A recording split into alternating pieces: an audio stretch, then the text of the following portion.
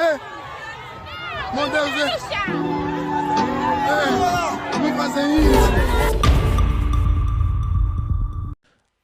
José Gama, obrigado por esta introdução do nosso tema.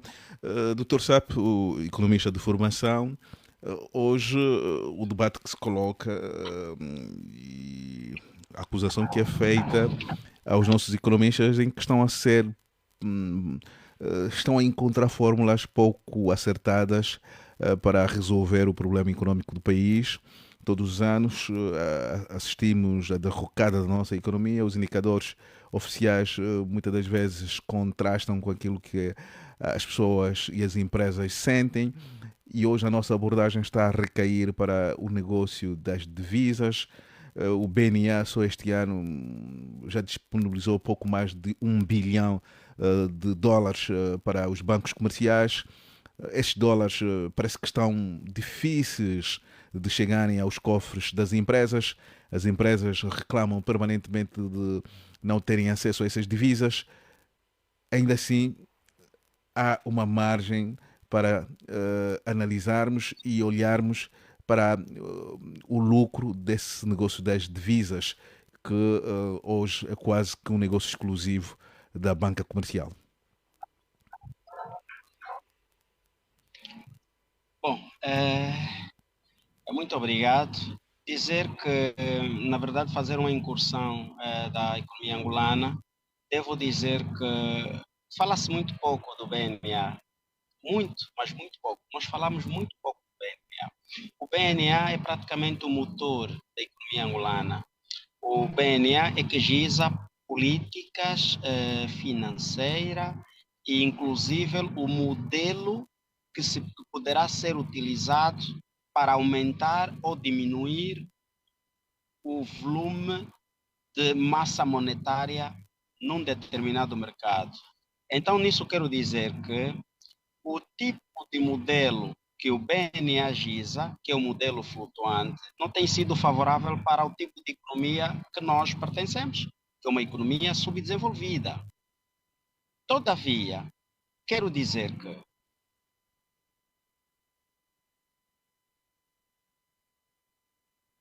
O Dr. Sap está com alguma dificuldade de internet.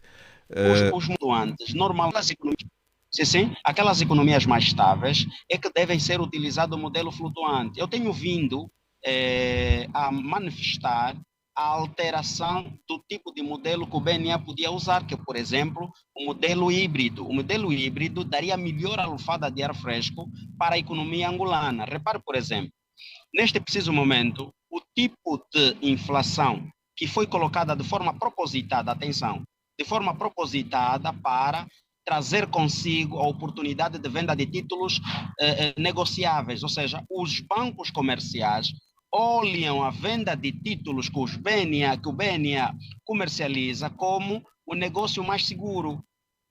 E, no fundo, no ponto de vista prático, o que é que estava a acontecer, ou que tem estado a acontecer, é que os bancos comerciais se limitavam meramente na compra e venda de títulos, deixavam aquilo que é o seu foco principal, que é, no fundo, as transações, portanto, bancárias, portanto, transações financeiras por via de vendas de dólares, e, consequentemente, optavam simplesmente na aquisição de venda e compras de títulos negociáveis. Então, esse é um dos fatores. Outro fator que é bastante interessante é a vinda do FMI cá em Angola.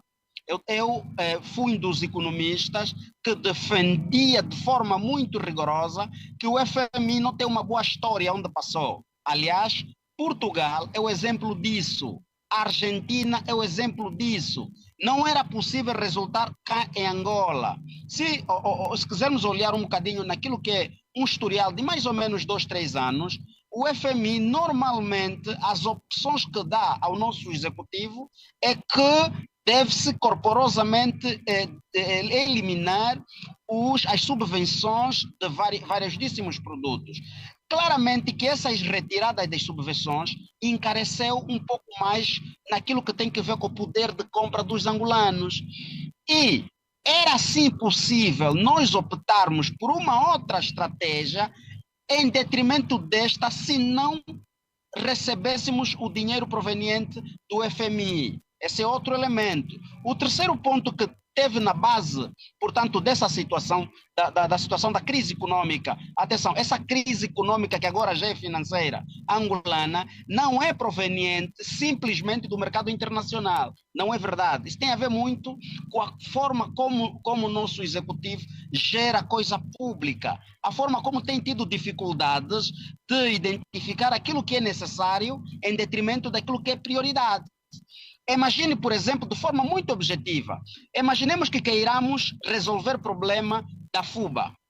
É meramente pegar, pelo menos, o valor que estava para se comprar aqueles autocarros e investir literalmente de forma especializada e com um autor que fundamenta muito isso, que é o David Ricardo, para poder, por exemplo, investir em FUBA, simplesmente em FUBA, numa determinada província, de certeza absoluta, que no ponto de vista de resultado qualitativo, poderíamos ter melhor do que a forma como o nosso Estado tem estado a usar o modelo dispersivo, que é uma política que é gizada, ou que é defendida pelo Jean Stuart Millians, que faz parte da escola neoclássica. Então, devo dizer que, enquanto o Estado, não por via do Executivo, não rever o modelo da sua política fiscal, que também não podemos deixar por parte, que no fundo, quando falo aqui de política fiscal, estou a olhar a nível das tributações, aquelas tributações diretas, indiretas, diretas, estou a olhar, por exemplo, o próprio IVA, que é imposto de valor acrescentado,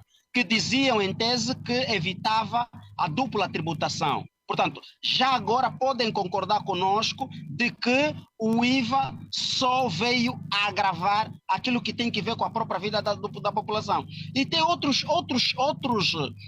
pautas aduaneiras que, no fundo, se nós quisermos fazer uma leitura normal, acadêmica, meramente científica, vamos perceber que aquilo que é a lógica da teoria que em Academia de Econômica aprendemos que é, portanto, a política protecionista em detrimento de um determinado produto que queremos estimular para termos uma produção de escala para nos permitir vender internamente e posteriormente aquilo que é o excedente dela, escoar para o estrangeiro e daí advir divisa, já se viu em tese que não vai nos levar absolutamente ao lado nenhum. Qual seria a melhor forma para poder minimizar o impacto que a nossa economia está a viver? E abro aqui parênteses que a nossa economia tecnicamente já está falida. Eu dizia isto em dezembro. Eu dizia em dezembro que, continuando com o modelo econômico que as finanças, o BNA e a Comissão Econômica têm estado a gizar, no primeiro 6 meses, portanto, do ano 2024, irá falir mais de 15% das empresas privadas. E aconteceu, e até passou. E os dados não nos mentem, porque o Instituto Nacional de Estatística manifesta, está lá na sua página, de forma muito, Doutor Sapo, estando a chegar a essa conclusão que a nossa economia está falida, que perspectivas se pode fazer diante desse cenário? E volto novamente à primeira pergunta. Parece que há quem está a ganhar muito dinheiro com a crise. E um desses setores que está a ganhar muito dinheiro com a crise é a banca. Exatamente, é a banca. Por isso é que eu disse inicialmente que o modelo flutuante, espero que de facto o ministro portanto, da Economia, a ministra das Finanças e o governador do BNA me estejam a ouvir nesse preciso momento. Esse modelo flutuante é científico, normalmente proporciona simplesmente vantagens aos bancos comerciais, ou seja, aqueles com maior capacidade financeira para adquirir as divisas por via de vendas e compras de títulos negociáveis. Primeiro ponto. O segundo ponto, quais são os proprietários dos bancos comerciais em Angola? A maior parte, infelizmente, são os políticos. E quer sim, quer não, ali acaba por passar a tal desvalorização da moeda. E normalmente as desvalorizações das moedas, e é falsa a ideia que, lamentavelmente, alguns portanto, especialistas em economia ainda continuam a defender que a desvalorização da economia é a melhor forma para obter a tal estabilização macroeconômica. Não é verdade. Isso é uma falsa ideia, você pode simplesmente manter uma inflação, portanto, controlada e ir produzindo internamente, mas portanto, sem importar produtos, ou seja, sem deixar de importar aqueles tipos de produtos que internamente você não tem o suficiente. Ou seja, você não pode criar a política protecionista num bem que você não consegue satisfazer internamente. Isso vai despoletar o quê? Vai despoletar as variações dos preços. E, aliás, o próprio Paulo Samuelson, pai da macroeconomia, que defende procura e oferta, ele é bastante claro. Ele diz que quando você aumenta a quantidade de produto no mercado, os preços por si só, sem precisar da polícia econômica, sem precisar do IGAI, ela diminui, diminuindo os agentes econômicos. Ou seja, fundo, doutor Sap, ou seja, naturalmente ter. Doutor Sap, ou seja, existem fórmulas que dão resultados positivos se forem aplicadas na nossa realidade. Já volto a si, vou saudar agora o Frei Angalo. Frei Angalo, seja bem-vindo, apesar de algum atraso, mas um atraso já justificado. Frei Angalo, boa tarde, boa noite e seja bem-vindo mais uma vez. Muito obrigado, boa noite aí o Dr. Rui Verde, boa noite. O Gama acho que é a primeira vez o José Gama e o Dr. Sap. E pela primeira vez o Dr. José Alfredo Sap. Sim. E aí o nosso Horácio, o irmão o Mucuta está? Não. Ele esteve, mas por razões de saúde acabou por ausentar-se. Então, hoje foi dia de desastre, mas pronto. Isso é bonito assim, quer dizer que as coisas quando não são programadas são mais perfeitas. São mais perfeitas. Frei, nós estamos a falar da questão do negócio das divisas e hoje a grande dor de cabeça para as empresas e não só para as famílias, principalmente aqueles que querem viajar, é a questão do acesso às divisas.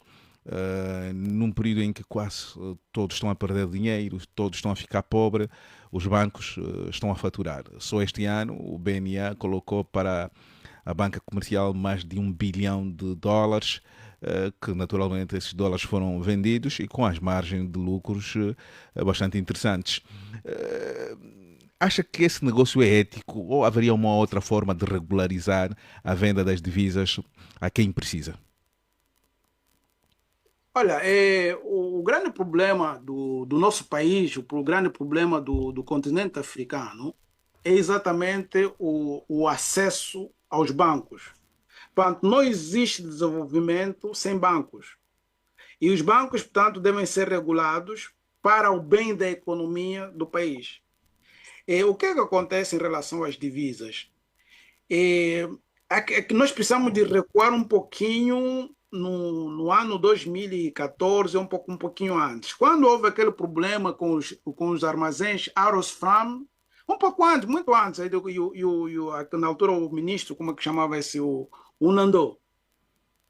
Os armazéns Arosfram, e naquela altura ainda não se falava muito do Hamas, do Hezbollah, que eram nascentes.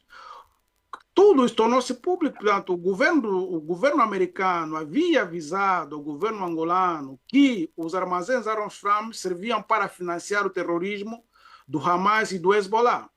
Ficaram teimosos e, na altura, depois nos cortaram os dólares. E aí começou toda a desgraça do país. Angola, em vez de tentar remediar as coisas, primeiro tentou adotar o euro era complicado porque é super controlado, deixaram o euro. Houve a tentação, inclusive, de adotar a moeda chinesa e o que acontece, portanto, é que nós ficamos, de certa forma, fora do mercado mundial e o Kwanza desvalorizou-se.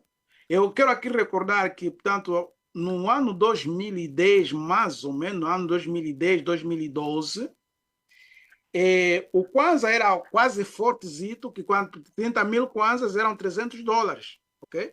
30 mil Kwanzas eram $300. O que é que acontece? E o que é que está a prejudicar as famílias e continua a prejudicar as famílias aqui? O dólar tornou-se tão... portanto, o Kwanza desvalorizou-se, continuou-se a pagar os salários em Kwanzas, por exemplo, as pessoas continuaram a receber 30 mil Kwanzas, ok? Quanto O dólar, portanto, $300 já valem muito mais do que, por exemplo, 30 mil kwanzas. Portanto, nesse momento, $300 são 300 mil kwanzas e um pouco mais. Ok? As pessoas que há 15 anos, 10 anos ganhavam 50 mil kwanzas, eram mais ou menos $500. Essas pessoas continuaram a ganhar 50 mil kwanzas. Ok? Entretanto, o valor do dólar mudou.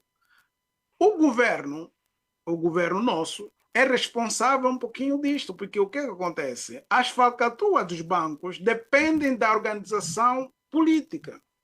O que acontece? A política, ou seja, a economia não pode preceder nunca a política. E o nosso país, o que está acontecendo, e no mundo um pouquinho acontece isso, que a finança está a preceder a política. E a desgraça pega. Isto também. Dito de outra forma, doutor, dito de outra forma. Dito de outra forma, é que o governo não está fazendo o seu trabalho.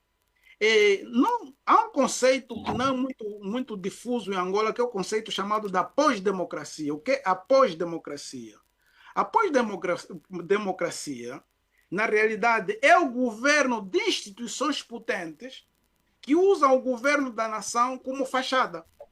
Ou seja, quem governa o país é outra pessoa, é outra instituição, e o governo faz de fachada. Por exemplo, o compromisso de Angola com o Fundo Monetário Internacional, com o Banco Mundial, que se continua a mentir, dizer que não existe compromissos.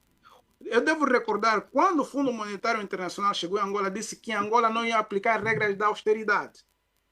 Mas é que não existe onde vai o Fundo Monetário Internacional sem regra de austeridade. Ok, não aplicaram as regras da austeridade publicamente, mas o povo está a continuar a pagar.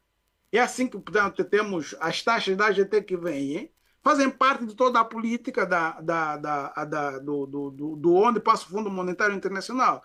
É só lembrar aqui, por exemplo, onde passa o Fundo Monetário Internacional, a primeira coisa que morre são os serviços sociais. Educação, zero. Saúde, zero. Emprego, zero. Ok. Se você não tem educação, não tem emprego, não tem saúde, não tem economia. Não, são os parâmetros mínimos para avaliação da economia de um país. Quer dizer, o nosso país não tem política econômica clara, por isso os bancos fazem o que querem. Ok, Frei. José Gama, qual é o segredo da África do Sul de ter essa capacidade de manter o RAND sempre em níveis aceitáveis, numa desvalorização quase pouco sentida e com pouca influência para a economia sul-africana? Será que esse exemplo sul-africano poderia se aplicar para a nossa realidade? Sim, o segredo da África do Sul é que a África do Sul não depende das importações. Ela é diferente da Angola. Angola tem que comprar tudo fora e comprando tudo fora do país precisa de visas. E a África do Sul não. A África do Sul produz, ainda por cima alimenta aqui, ela tem um mercado de cerca de 300 milhões de habitantes.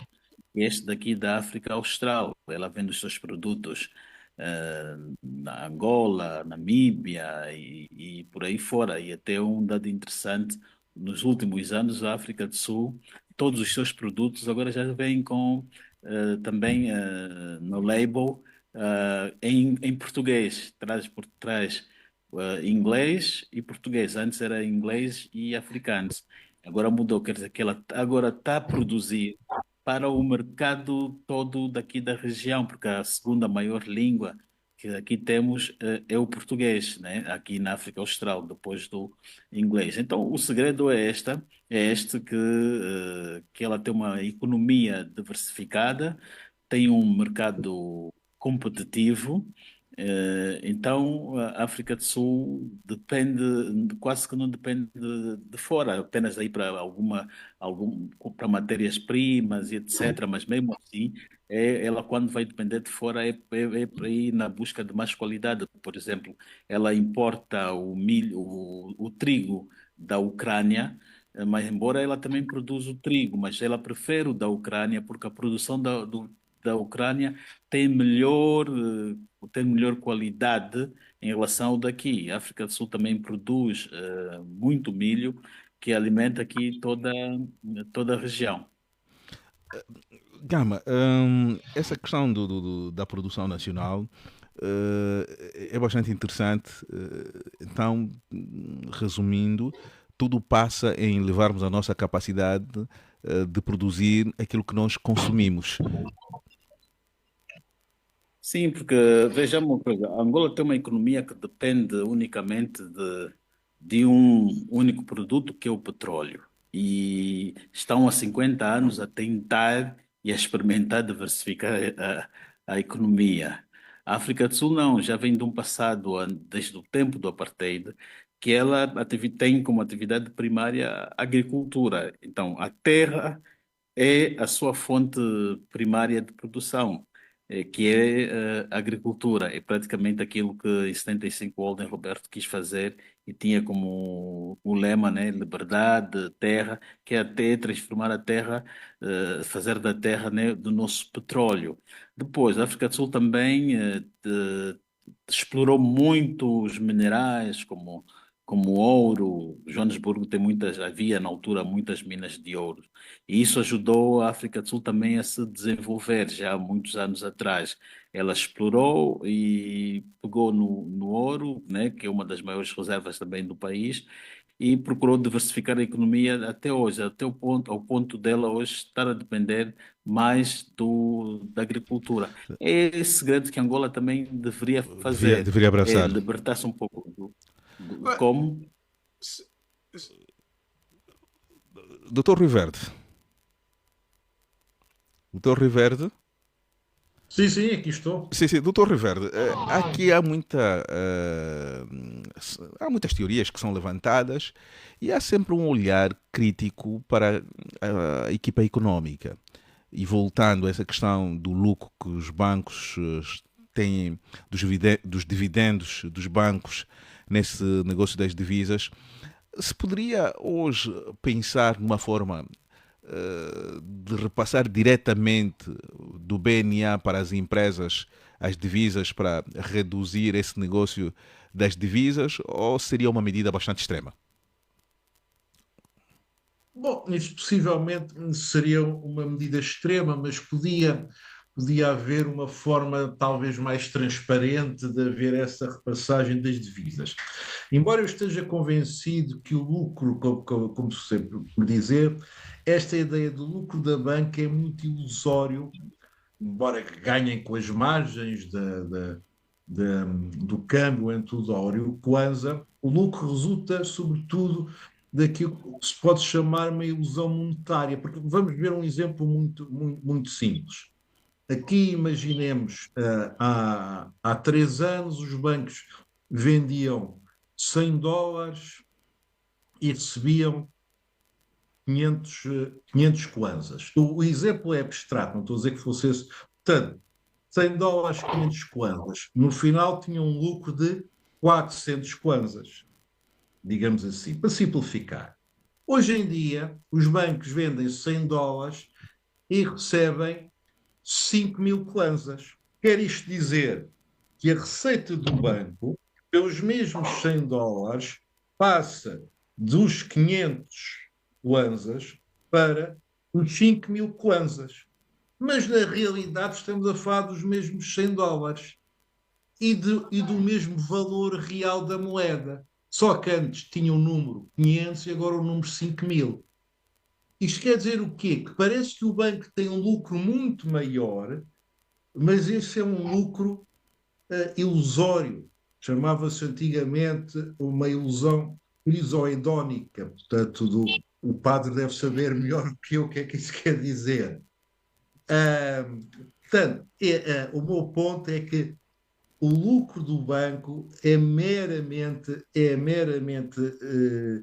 fictício neste momento. Mas, É nominal. Não, doutor não, Riverde, não, as percentagens estão à vista. Eles fazem a aquisição sim, mas num são determinado valor e vendem percentagens que noutro. são empoladas pelo valor da inflação e pela desvalorização do Kwanza. Porque imagino, passar de 500 kwanzas para 1.000 kwanzas dá-lhe uma percentagem de 100% de aumento da receita. Ninguém duvida disso. Só que vamos imaginar um homem gordo e um homem magro, para não ser machista, não falo de uma senhora, falo de um homem. Um homem que é magro, um homem bonito, magro. Depois esse homem começa a comer muito e passa a ser gordo. Deixa de ser bonito. É o mesmo que a inflação. É maior, mas vale menos. Os lucros dos bancos é como este homem que é magro, que era bonito e que valia, come muito e passa a ser gordo. É grande, é maior, mas vale muito menos. Perguntei às vossas mulheres se vos preferem assim magros ou gordos. E tem aí a explicação porque é que o lucro dos bancos, na realidade, não corresponde a nenhuma verdade. Não é verdade. Real. Frei Angalo. Quer dizer, sim. Que isto é um exemplo, isto é um exemplo que temos uma economia em crise no sentido que vive de uma ilusão. E que quando chegar ao final vai ser mais catastrófico do que está agora. Acorda cedo, põe o pé na estrada, deixa o filho em casa com uma vontade de voltar para casa. Quando chega a praça,